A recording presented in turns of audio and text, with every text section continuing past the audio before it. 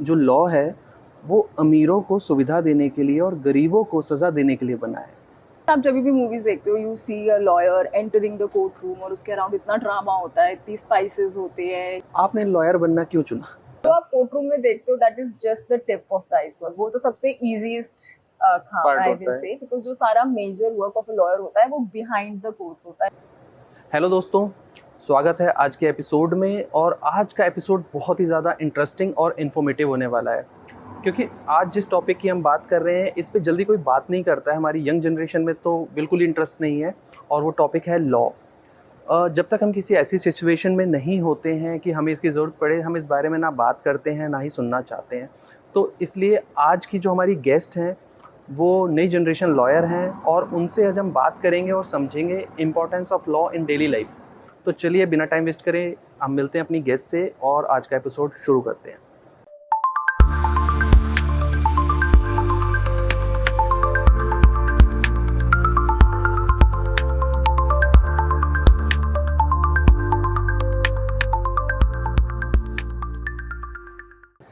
Hello Sneha, welcome to the show. Hello sir, good morning. तो excited हो? थोड़ा सा एक्साइटेड, थोड़ी सी nervous। एक्चुअली आज का एपिसोड ना बहुत ही ज़्यादा इन्फॉर्मेटिव प्लस एंटरटेनिंग होने वाला है। मतलब आप थोड़ा सा इंट्रोडक्शन अगर दे देते तो ऑडियंस को क्लियर हो जाता, क्योंकि मैं बताऊंगा तो शायद उतना अच्छा ना बता पाऊँ। So can you please give a small introduction?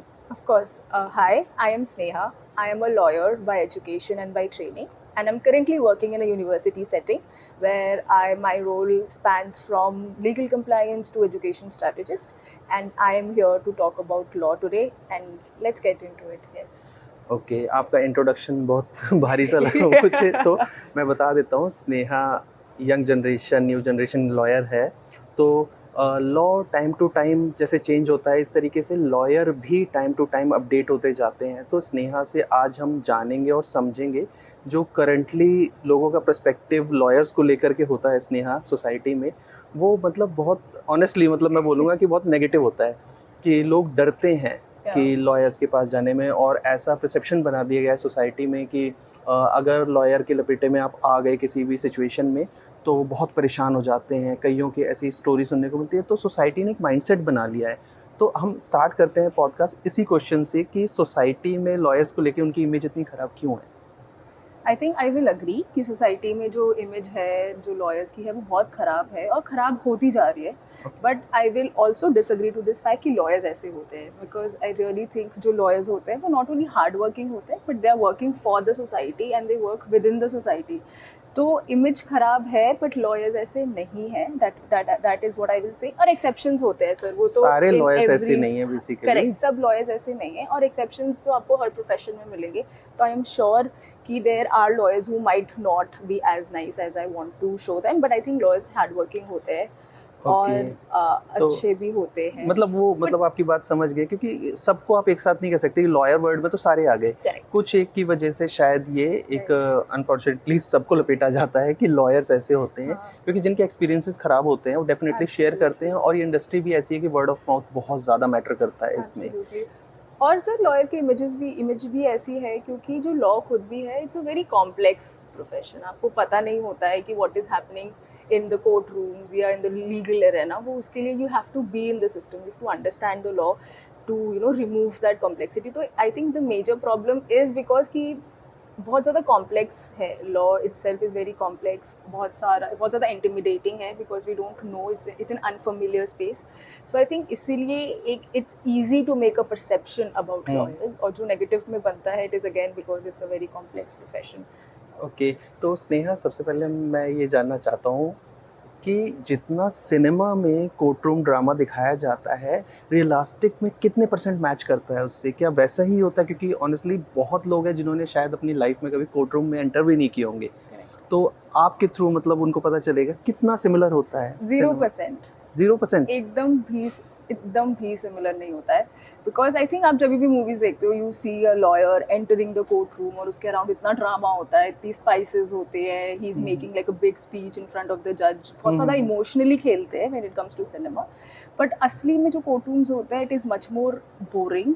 जो आर्ग्यूमेंट्स जो लॉयर्स देते हैं it is not coated in emotions, वो बहुत ज़्यादा डायरेक्ट होता है, बहुत ज़्यादा टेक्निकल होता है बहुत ज़्यादा, उसमें लॉ की बातें होती है, फैक्चुअल ज़्यादा नहीं होता है, तो इट्स नॉट एज स्पाइसी और जूसी एज तो जैसा आज तक हम मूवीज में देखते आए, कहते हैं गीता पे हाथ रख के कसम खाओ, और ये सारी चीजें जो मतलब मैंने भी अपने बचपन से देखी सिनेमा में, तो एक्चुअली अभी होता है या ये सब बंद हो गया अभी? तो जो सिनेमा के लिए होता है गीता पे हाथ रख के खाओ, वो एज एन एक्ट नहीं होता है, बट उसका एसेंस होता है। मतलब जब हम बोलते हैं कि गीता पे रख के यू टू वाओ, इसका मतलब कि आप जो बोलोगे वो सच बोलोगे, यू टेकिंग एन ओथ। तो हम एज अ विटनेस, यूजुअली जो होते हैं, जो विटनेस कटघरे में जो खड़े होते हैं, दोज आर विटनेसेस, वो नॉर्मली ऐसा करते हैं because they take an oath कि मैं जो बोलूंगा सच बोलूंगा। बिकॉज अगर for example a witness lies in the court, या विटनेस कुछ गलत बोलता है, तो उसके against contempt of court actions लिए जा सकते हैं। करेक्ट। सो तो ये एक्चुअली होता है, ये अभी भी होता है या पहले के टाइम में दिखाते थे, अब बंद हो गया? ऐसा नहीं होता है, वो कोई भगवद गीता वगैरह नहीं आती है कोर्ट में, नहीं। बट हाँ, एसेंस में वो है, मतलब वो इसलिए हम बोलते हैं कि आपको ओथ लेना चाहिए, लेते हो आप, बिकॉज कंटेम्प्ट ऑफ कोर्ट होता है, अगर आप गलत बोलते हो तो आपके अगेंस्ट प्रोसीडिंग्स हो सकती है। तो बेसिकली उसके प्रिकॉशन के लिए था कि इनको एक कसम खिला दी जाए जिससे झूठ ना बोले। Correct. तो एटलीस्ट हम इस पे बिलीव कर सकते हैं कि ये जो कह रहा है सच कह रहा है। करेक्ट। ओके, तो स्नेहा, अब नेक्स्ट क्वेश्चन मेरा ये है कि जो इंडियन होते हैं, मतलब नॉर्मल सिविलियंस होते हैं, राइट, सिविलियंस को लॉ की नॉलेज एक्चुअली ना तो स्कूल में पढ़ाया जाता है इतना, ना कॉलेज में, लेकिन उनकी लाइफ में इसका बहुत बड़ा रोल है।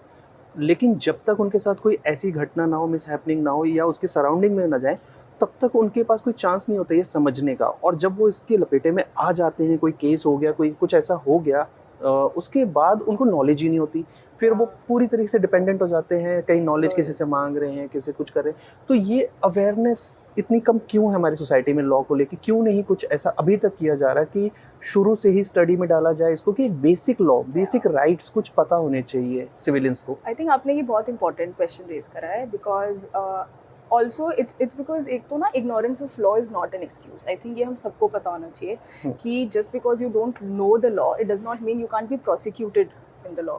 इट्स नॉट एन एक्सक्यूज कि मुझे तो लॉ पता नहीं है। For example, you can not carry cocaine with you and then say कि नहीं, मुझे तो पता नहीं था कि इट्स इलीगल। और you can not have blood in your, if you can not have alcohol in your blood stream and then start driving and then you say मुझे तो पता नहीं था कि अल्कोहल नहीं पीते। So that's what I am saying कि एक तो एक्सक्यूज नहीं है। So it's very important that everyone know कि what is right और what is wrong. Of course मैं technicalities और complexities की बात नहीं कर रही, but as a basic law everyone should know. तो आपने बहुत सही ये raise करा है, and I think one of the most important things that they should also know is a right to have a lawyer. मतलब government, if you cannot afford a lawyer, if you cannot afford say legal consultation, if you cannot afford legal advice, government will give it to you. You have a right to a lawyer whenever you are in trouble. If you can't afford it, you have a right to free legal aid. Okay. So this is very important. आपने बहुत अच्छी बात कही। इससे मेरे mind में एक और क्वेश्चन आया कि हमारे कॉन्स्टिट्यूशन में एक कानून ऐसा है जिसमें क्रिमिनल ने कितना भी हीनियस क्राइम किया हो, कई बारी मतलब हमारे केसेस ऐसे देखे जाते हैं, बट हमारा लॉ कहता है कि वो भी राइट रखता है अपने लॉयर को अपॉइंट करने का, और उसे गवर्नमेंट की तरफ से एक मिलता भी है। मतलब मुझे थोड़ा सा मतलब सुन के ऐसा लगता है कि जब आपको पता है वो इतना हीनियस क्राइम है, वो डिजर्व, फिर भी हमारा लॉ इतना मतलब उसको प्रिविलेज क्यों देता है? Sir the thing is, every human जब वो जन्म लेता है, they have few basic rights to exist as a human. Okay. Also, crime is not as black and white. अब I will give you a very short example. Theft is a crime, correct? हम चोरी नहीं कर सकते. But what if the person जिसने चोरी करी है वो बहुत ज़्यादा भूखा है? He does not want to starve. No, I'm not talking about that kind of crime. मैं आपको एग्जांपल देता हूँ। मेरा मतलब माइंड में क्वेश्चन आया था कसाब को लेके। पूरे देश ने, मतलब जिसने भी, जिस लॉयर ने उसको डिफेंड किया था, पूरे देश ने उसको क्रिटिसाइज़ किया था, क्योंकि वो क्राइम एक ऐसा था जिसमें ना आपको गवाह की ज़रूरत है, ना सबूत की, ना कोई कोर्ट रूम ड्रामा की। सबको पता है क्राइम क्या है, कैसे हुआ, सबने लाइव देखा। उसके बाद भी जस्ट बिकॉज ऑफ लॉ उसको एक लॉयर मिला, लॉयर ने केस डिफेंड किया, लेकिन पूरे देश ने उस लॉयर को बहुत गालियाँ दी थी, बहुत क्रिटिसाइज़ किया गया था। मैं उस क्राइम की बात कर रहा हूँ, लेकिन लॉ इज़ लॉ। तो आपको लगता है कि मतलब ये सही है? हाँ, I mean every criminal, that's what I will say. वो आपको terrorism लग रहा होगा, वो, so the thing is, a crime is a crime. As a normal human being, you think कि terrorism is placed at a higher pedestal than say a theft. But crime होता है, उसके पीछे जो mental intentions होते हैं वो usually we do not place it at different hierarchies. I think terrorism and these are a little exceptional situations, but I think but हमारा law देता है ये Yes, प्रिविलेज कि every- आप किसी भी कंडीशन हाँ. में लॉयर तो आपको मिलेगा Absolutely. He. Or every criminal, also there's a difference between an accused and a criminal. Criminal is once when you've been proved. Exactly. The allegation against you has been proved, then you become a criminal. But I will use the word accused. Every accused has a right to trial. Every accused has a right to be represented. So every lawyer, I think this is one of the basic lessons that you learn in your law school is that you are not supposed to judge your client. Exactly. Even a terrorist is still your client. You have to present a case for him or her, whoever, and this is a part of the basic right. Okay तो स्नेहा मतलब कहा जाता है कि जो ये profession है lawyer as a Yeah. Profession बहुत ही ग्लैमरस या एक फैंसी प्रोफेशन है. लाइक मनी माइंडेड ही काउंट किया जाता है इसको कि अगर आपको बहुत पैसा कमाना है तो आप लॉ पढ़ते हो और उसमें जाते हो. Is that true? No, glamorous तो I think it's far from being glamorous. अगर नो कभी भी glamorous in that point of view क्योंकि इसमें जब आप एक मतलब फैंसी लाइफस्टाइल आपको अगर चाहिए बहुत पैसा कमाना है बिग क्लाइंट्स तो आप मतलब ऐसा होता है कि आप लॉ पढ़िए लॉयर बन जाओ आप क्रिमिनल लॉयर बन जाओ. ये भी एक मिथ है. मतलब अगर आपको बहुत फैंसी लाइफ चाहिए, बहुत ज़्यादा पैसा कमाना है, you have to give a lot of years into the law.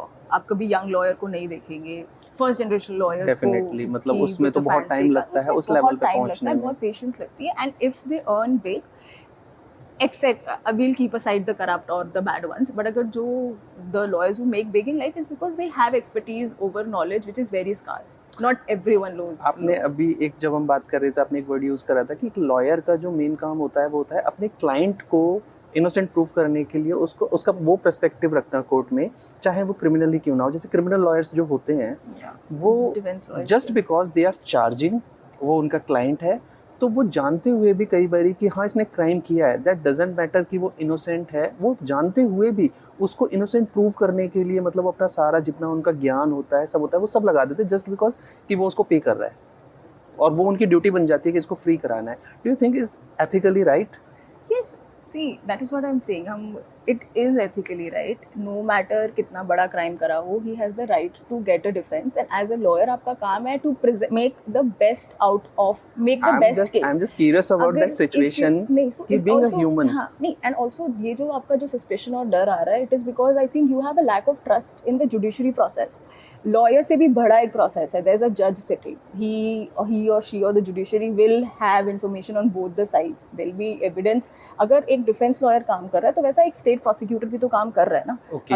अगर जो क्रिमिनल का जो लॉयर है, ही और शी इज मेकिंग श्योर कि उसका जो क्लाइंट है no matter what the crime is, अगर वो बेस्ट उसको डिफेंस दे तो फिर एक स्टेट भी तो ट्राई कर रहा है ना कि उस क्रिमिनल को प्रोसिक्यूट करा जाए. agree. तो तो बेसिकली judiciary- फाइट तो दोनों तरफ से बराबर ही हो रही है बट Absolutely. मुझे लगता है कि लॉयर्स की इमेज जो हम इनिशियली बात कर रहे थे उसको बनाने और बिगाड़ने का मेन जो एक काम है वो मीडिया और मूवी सिनेमा का है. Absolutely. क्योंकि जितना भी हम कोर्ट रूम ड्रामा देखते हैं अभी रिसेंटली मूवी जो काफ़ी टाइम से पॉपुलर भी रही थी जॉली LLB उसमें भी जो हिट एंड रन केस एक दिखाया गया था मूवी बहुत लोगों ने देखी अप्रिशिएट करा लेकिन एक परसेप्शन क्या बना कि उसमें वो लॉयर जानता था कि हाँ मेरे क्लाइंट ने किया है उससे क्राइम हुआ है लेकिन वो उसको डिफेंड करने में उसने कोई कसर नहीं छोड़ी.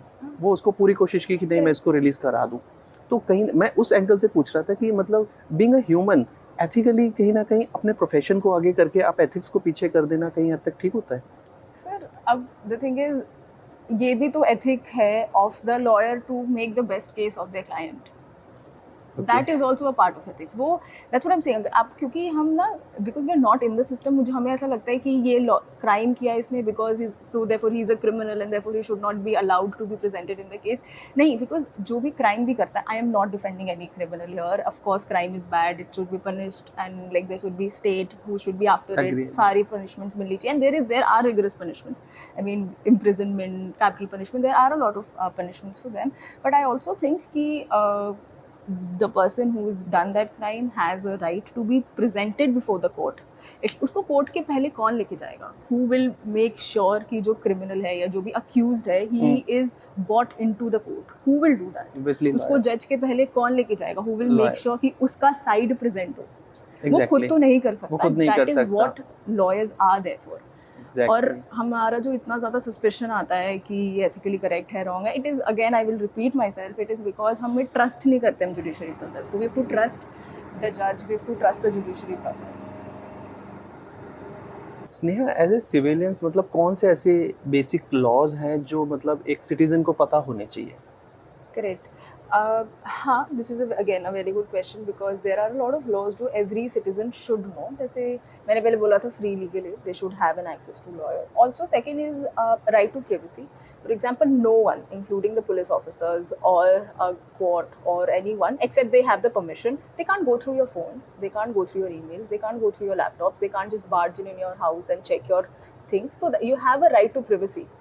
ओके। So ये बहुत important है. People don't know. It's so common among say couples or friends to go through each other's phones, to go through this. This is not right. You can actually challenge this and make the person accountable. तो ये बहुत important है to know that we have a right to privacy. It's a constitutional right. Also, जैसे I think हम all of us are very scared when it comes to criminal matters, जैसे arrest. Now you should know that you cannot be arrested without you being informed कि what are the grounds of your arrest. Okay. आपको police can't come and take you and keep you in the jail. मतलब एकदम से नहीं ले जा सकते, आप Correct. उनसे पूछ सकते हो। हाँ, you have the right to know कि what is the arrest, what is the cause of your arrest. और अगर जैसे non cognizable cases होते हैं, वहाँ तो आपको बिना arrest memo के या without the order of the magistrate वहाँ आपको वो arrest भी नहीं कर सकते. So it is very important to know that you have rights when it comes to arrest. जैसे right to bail होती है, in few cases you have the right to bail as a matter of right. So this is also very important to know. Sneha, मतलब हमारे India में ऐसा होता है कि जब कभी कोई ऐसा क्राइम या कोई जजमेंट आता है तो लोग ना क्रिटिसाइज़ करते हैं इंडिया के लॉ को कि यहाँ का लॉ अच्छा नहीं है, बाहर का लॉ अच्छा है, फॉरेन कंट्रीज़ में बहुत अच्छा लॉ है। एज ए लॉयर आपकी क्या मतलब इस पे राय है कि इंडिया का लॉ बाहर के मुकाबले कैसा है? आई थिंक इंडिया का लॉ बाहर के मुकाबले बहुत ज़्यादा वेल रिटन है, रोबस्ट है, बैलेंस्ड है, टू मेक श्योर कि जो सही तरीके से जस्टिस हो वो हम कैरी कर पाए. और because India is a democracy तो हमारे पास एक्सट्रीमिस्ट लॉज नहीं है. हमारे पास यहाँ पे कैपिटल पनिशमेंट और से death by hanging, that is not a very common thing. So काफ़ी ज़्यादा I will say that we should trust the law जो हमें दिया हुआ है. For example, the Constitution of India, it is one of the, it's the longest written constitution in the world. क्योंकि the framers of a constitution, they made sure that we have bits and parts from every constitution around the world. अब Britain में the constitution is not even written. It's an oral constitution. Basically जो मतलब एक layman को, लोगों को नहीं पता होता, वो सीधा पॉइंट आउट कर देते हैं कि कभी कोई ऐसा क्राइम है, कोई भी जजमेंट आती है तो कहते हैं अगर वहाँ होता तो ऐसा हो जाता. उनको नहीं एग्जैक्टली पता कि मतलब कुछ के कहीं प्रॉस कॉन्स होते हैं. तो मेन चीज़ उनको यही समझना होगा कि they have to trust the process, they have to trust the law. थोड़ा सा मतलब पर्सनल क्वेश्चंस में मैं आता हूँ कि आपने लॉयर बनना क्यों चुना? तो from the very start of my young age I was always intrigued. मैं भी लीगल मूवीज देखती थी. I used to see the lawyers, I used to see those long robes जो लॉयर्स पहन के आते हैं, and there is so much of aura inside the court room. You will see people staring at the lawyer. तो वो मुझे हमेशा से काफ़ी ज़्यादा encourage करता था that I want to build that personality. I should whenever I enter into a room people should look at me कि कौन आ रहे हैं, and all of that. So I thought law is the easiest way to do that. But again interestingly that is not how law works. That is not how lawyers enter the court. Lawyers की line लगी रहती है inside the court for the time भरा of हुआ the होता है, जज. पूरा लॉयर से भरा हुआ होता है. अच्छा स्नेहा, मतलब मैं भी एक बार कोर्ट गया था तो मैंने वहाँ देखा था कि लॉ सब पढ़ लेते हैं और सबके पास डिग्री होती है, लेकिन एंड ऑफ द डे कहीं ना कहीं इस प्रोफेशन में भी बहुत मतलब मारामारी है क्लाइंट्स को लेकर के. क्योंकि मैंने देखा एक बार कोर्ट रूम भरा हुआ था लॉयर्स से, उनको भी बहुत स्ट्रगल करना पड़ता है. तो इतना भी मतलब इजी वे नहीं है ये प्रोफेशन का कि हाँ सब चुन रहे हैं इसको. करेक्ट. हाँ, बात तो सही है. लॉ पढ़ना is very easy. You can get enrolled in a law school and study, but practice बहुत डिफिकल्ट होती है बिकॉज एक तो you have to be in the courts all the time. जो हमारा इंफ्रास्ट्रक्चर ऑफ द कोर्ट्स है itself is not very nice और not very comfortable. अच्छा, तो मतलब एज एक केस पे काम करने में क्या एफर्ट आता होगा? क्योंकि हमने सिर्फ जो एक लेमैन की नज़र होती है वो होती है कि कोर्ट रूम में एंटर हुआ, डिबेट किया, केस खत्म हो गया. बट एक्चुअल प्रोसेस क्या होता है इसका? जो आप कोर्ट रूम में देखते हो that is just the tip of the iceberg. वो तो सबसे ईजीएस्ट काम आई विल से, बिकॉज जो सारा major work of a lawyer होता है वो बिहाइंड द कोर्ट्स होता है. वो उनके लीगल चेम्बर्स में होता है जहाँ पे they not only have to go through the facts, और वो इतने सारे papers होते हैं, I'm sure you've looked into those big bundles, तो वो बहुत ज़्यादा उनको पढ़ाई करनी पड़ती है, लिखनी पड़ती है. Then there's a lot of research that goes on. अब जैसे if you want to fight a case for your client, आप खाली ये तो नहीं बोल सकते, आपको पता होना चाहिए कि कौन से laws लग रहे हैं, which are the sections that are applicable. फिर आपको ये पता होना चाहिए कि पहले जो भी कोई भी नया केस होता है, there are similar cases which have been fought earlier. तो आपको precedents पता होना चाहिए, इस केस में कैसे हुआ था, इस केस में जज ने कैसी रूलिंग दी थी. तो बहुत ज़्यादा पढ़ाई लिखाई होती है. And then also there is a lot of documentation that happens. अगर आपने सपोज कोई एडिशनल एविडेंस फाइल करनी है, तो जैसे मूवीज में दिखाते हैं वो अचानक से कोई सरप्राइज एविडेंस आता है, and then the entire court is like surprised, क्या हो गया, and then the judgement changes, magistrate allow भी कर रहे हैं. वो सब नहीं होता है. You can't file an additional evidence without informing the जज, the magistrate and also the other party. तो बहुत सारा डॉक्यूमेंटेशन होता है, बहुत सारी प्रेपरेशन होती है. बेसिकली जो ये एक पर्सपेक्टिव लोगों के माइंड में बिठा दिया गया है, जो जैसे आपने भी बताया कि आपने भी कहीं ना कहीं मूवी से इंस्पायर होके चूज़ किया ये प्रोफेशन, तो लोगों को यही लगता है कि केस लिया, थोड़ी बात की क्लाइंट से और कोर्ट में जा करके अपनी तरफ से बोल दिया, हो गया. बट उसके पीछे का हार्ड वर्क जो आप बता रहे हो कि 90% तो आपका चेम्बर में ही काम होता है, ड्राफ्टिंग करना, डॉक्यूमेंटेशन, बहुत एफर्ट होता है. क्योंकि हमने सिर्फ वो 10% ही देखा है जो सिनेमा में दिखाया गया है कि वहाँ जाके डिबेट की और आपने केस जीता और तालियां बजाते हुए बाहर आ गए, ओ वाओ, जीत लिया. वैसा होता भी नहीं है. तो बेसिकली जो अभी एस्पायरिंग लॉयर्स हैं, जो बनना चाहते हैं, लॉ पढ़ रहे हैं, आप उनको कोई मैसेज देना चाहोगे? I think जो law students है, you should be buckled up, you should be ready to read a lot, to write a lot, to research a lot. And when I say lot, it's not a normal, बहुत ज़्यादा reading and writing है, you should be able to research. Second is that you should trust your client, no matter इसका background क्या है, no matter client ने क्या करा है, क्या नहीं करा है. You cannot judge your client. You have to believe your client side and then make the best case out of your client. Third ये है कि I think lawyers, young lawyers and also law students वो बहुत ज़्यादा legal jargon use करते हैं, which is not okay. You can use that legal jargon in front of the जज, but I think you should try to demystify the law. You should try कि हम law को इतना ज़्यादा complex ना दिखाएं. You can obviously talk to your client और the जज और whoever you are dealing with, थोड़ा सा ईजी लैंग्वेज में वो डील करें, क्योंकि जितना आप कॉम्प्लेक्स करते हो उतना ज़्यादा वो लगता है कि oh my God I can't deal with it. ऐसा नहीं होता. तो जो कुछ लॉयर ऐसी मतलब पढ़ाई करके वो चाहते हैं वो लीगल एड बन जाएं या सिर्फ इंसाफ के लिए और सच्चाई के लिए लड़ें, गरीबों के केस लें जिसमें पैसा नहीं है, तो वो इस मतलब लाइफ को सर्वाइव करना कितना इजी होता है कि बहुत लोग नहीं चुनते होंगे इसको लीगल एड बनना, क्योंकि everyone is want to earn money. Legal aid is not a full-time thing. Law, मतलब आप you can have a full-time client and still do some legal aid. Okay, kind of NGO thing हो गई कि आप अपना काम भी कर रहे हो और आप लीगल एड में भी इनिशिएट कर सकते हो. और जो typically those who run free legal aid या जो बहुत हाई सीनियर लॉयर्स है, they are already so settled in their life. उनका ऑलरेडी उनकी अर्निंग हो चुकी है, they have so much of experience, they have so much of idea and money, तो फिर वो अपना फुल टाइम अफोर्ड कर पाते हैं. बट जो यंग लॉयर्स होते हैं, आई डोंट थिंक कि young lawyers full on legal aid या free legal aid advice offer करते हैं. But I think every lawyer should do some legal aid work apart from the daily work that they do. तो basically आप मतलब audience को एक ये message देना चाहोगे कि डरना नहीं चाहिए, लॉ से डरना नहीं चाहिए. लॉ किसके लिए बना है? हमारे लिए बना है. लेकिन मतलब अब मैं एक लाइन बताना चाहूँगा, मैंने किसी से सुनी थी और बहुत इंटरेस्टिंग थी. उन्होंने कहा था कि जो लॉ है वो अमीरों को सुविधा देने के लिए और गरीबों को सज़ा देने के लिए बना है. तो बहुत चुभती हुई बात थी, लेकिन आप इसको कैसे ट्रीट करोगे? Is that true?